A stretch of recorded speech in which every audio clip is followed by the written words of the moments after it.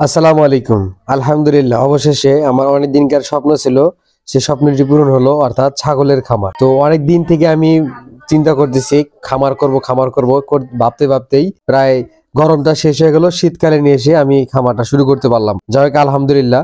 আর বিশেষ করে হচ্ছে আজকে যে দিনটা ছিল, আজকে শুক্রবার হওয়ার কারণে আমরা ভোরেই সকালে কাজ শুরু করে দিছি। অর্থাৎ আমাদের এমনিতে 12:30 অর্থাৎ 1টার দিকে নামাজ পড়তে হয়, জুম্মার নামাজ। পাশাপাশি 2টার সময় হাট শুরু হয়। আমাদের উত্তরবঙ্গে বড় কথায় শুক্রবার আর মঙ্গলবার হাট শুরু হয়।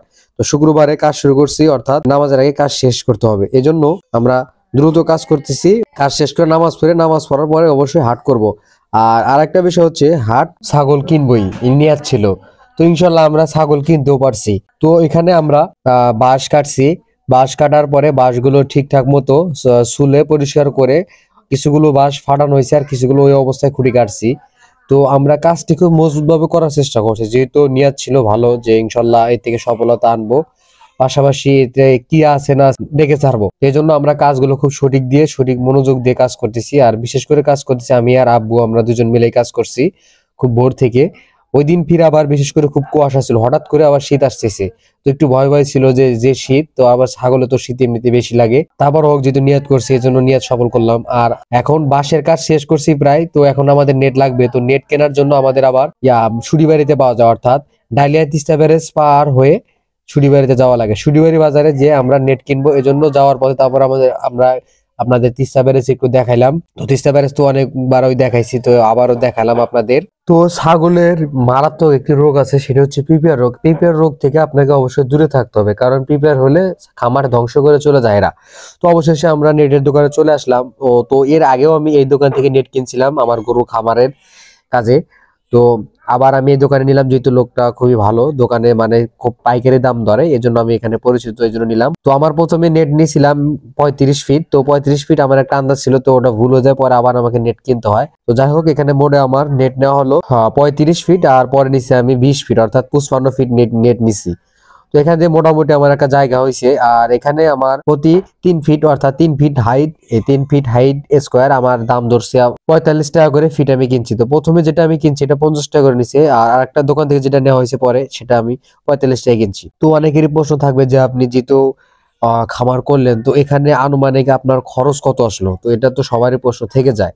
তো অবশ্যই আমি আপনাদের খরচটাও আমি আপনাদের জানাবো যে আমার কত টাকা খরচ হয়েছে সর্বসাকল্যে। তো আমরা কাজটা যেহেতু নিজে করতেছি, আমরা এই জন্য খুব মজবুতভাবে করার চেষ্টা করছি। এদিকে আমার আব্বু মানে নেটের উপরে এবং নিচ দিয়ে খেতার মতো সেলাই করে রশি টানানো হচ্ছে, অর্থাৎ যেন লুজ না হয়।